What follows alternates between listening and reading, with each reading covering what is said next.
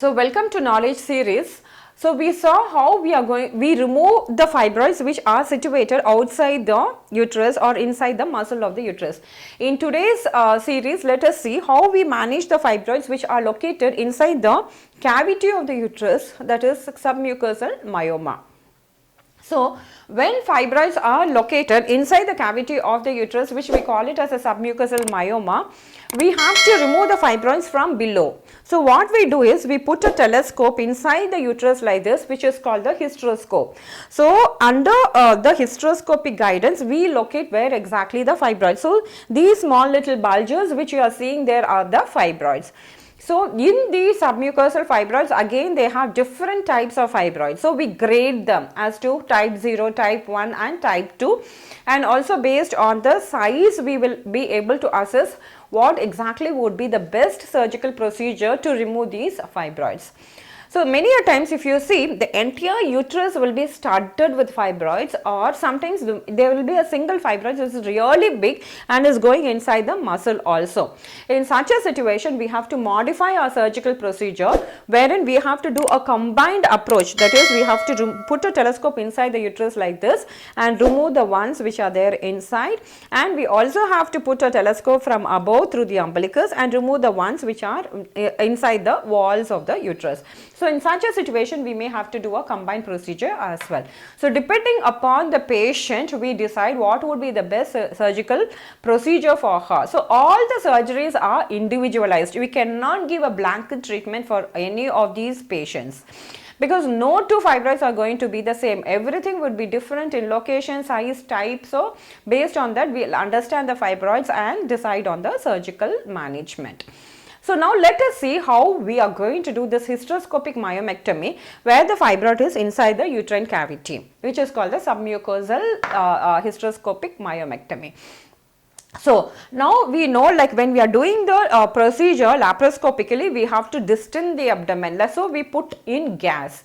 And then we put the telescope, identify the fibroids, and we are enucleating and then reconstructing the uterus, which I had described in the previous episode. But the same way, when we are doing the fibroid surgery which is inside the uterine cavity, we cannot use the gas, because the gas for the abdomen it is okay, because it will distend the abdomen, because abdomen is an elastic tissue. But then inside the uterus we cannot put gas. So what we have to, because it is a rigid organ, so it will not expand like abdomen. So what we will do is, we will put the telescope inside the uterus and distend it with fluids. Fluid is what we use as a media to distend the uterus, so that we will have a proper vision. So we need proper vision to identify the fibroid and to do the surgical procedure. So we can use saline or glycine, different kinds of media depending upon what kind of a surgery, whether that is what energy source we are using to cut the fibroids. So that is the gynecologist or the hysteroscopist, they would take care of all those small technical details. So we distend the uterus using those medium, identify where these fibroids are located, and then we go to the fibroid and will keep scraping the fibroids and keep cutting it into small pieces, and we will enucleate and remove those fibroids through hysteroscopically itself. So we don't have to put any laparoscope or any cut on the abdomen. Through the birth passage itself, the entire fibroid will come off in small bits and pieces. So these are very ideal surgical procedure, because it is a very simple day care procedure, wherein the patient comes in the morning, they get operated in the afternoon, and they can go back the same night or the next day morning, just to give her some comfort the night. So ideally speaking, it does not require even a single scar on the abdomen. But if she has some other pathology, like if she has some kind of a chocolate cyst or something else also to be dealt with, or different other kind of fibroids which are sitting outside the uterus, then we can combine, as I mentioned earlier, both the laparoscopy and the hysteroscopic procedure. So once we remove these fibroids, we can remove like maximum 2 or 3 fibroids hysteroscopically. But when we have multiple fibroids, you know, like I had a patient who had come from Canada. She had almost 15 fibroids inside this, and she had 3 fibroids on the wall. So what I did a combined procedure, because when you do a hysteroscopy procedure for all these multiple fibroids, where the entire endometrial cavity is totally distorted with these fibroids, the endometrial cavity can get damaged. So for a fertility patient, we don't want that to occur. So we will do that combined with laparoscopy. So without damaging the endometrium, we can tackle these fibroids and remove all of them. So that particular patient in fact went back within 4-5 days back to Canada. She flew back. So that is the amount of recovery that the surgical procedure gives the patient. Okay, now so having said that, so will we be able to remove all these submucosal fibroids, the huge ones, hysteroscopically? See, again there is a limit.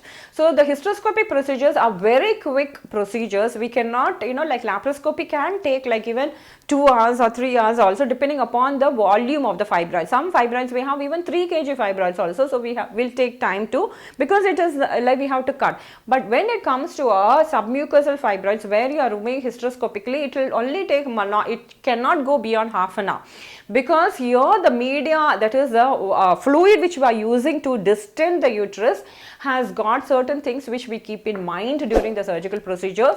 So we will try to finish the procedure as quickly as possible when we are doing a hysteroscopic myomectomy. So these are the few things one needs to understand, and after the procedure, what are the things that the patients need to keep in mind. So after the procedure, invariably they may have some kind of a slight bleeding or something, because the tissues have been removed that way. So otherwise they will be quite comfortable. There will not be any, some slight cramp can be there in the abdomen, that is all. Otherwise they are quite comfortable. But invariably when you are doing these kind of surgical procedure on the inside lining of the uterus, which is called the endometrium, we do not want those tissues to come and get stuck, like how I mentioned earlier in the laparoscopic myomectomy, where we put a thin film of layer on the uterus to prevent the surrounding tissues to come and get adherent to the uterus. The same way we follow some adhesion barrier method to be done during this hysteroscopic myomectomy as well, wherein we do not put a barrier like that, where here we can use some gels like hyaluronidase gel we can inject inside the uterus, or we give them hormonal support, like we give them estrogen. So estrogen hormones, we give it to them after the surgical procedure, because the estrogen will build up the endometrium. It will make the inside lining of the uterus grow. So we put them for 20 days of estrogen for the endometrium to grow back, so that they have a normal blood supply and the normal tissues are formed. Then we want to shed all these endometrium, so we will give them progesterone for the last 10 days. So estrogen and progesterone pill is mandatory for all these women who go through a hysteroscopic myomectomy, which has to be very keenly kept in mind while you are doing a hysteroscopic myomectomy. Do not miss those tablets, so that it will not create any future problem for you after the procedure.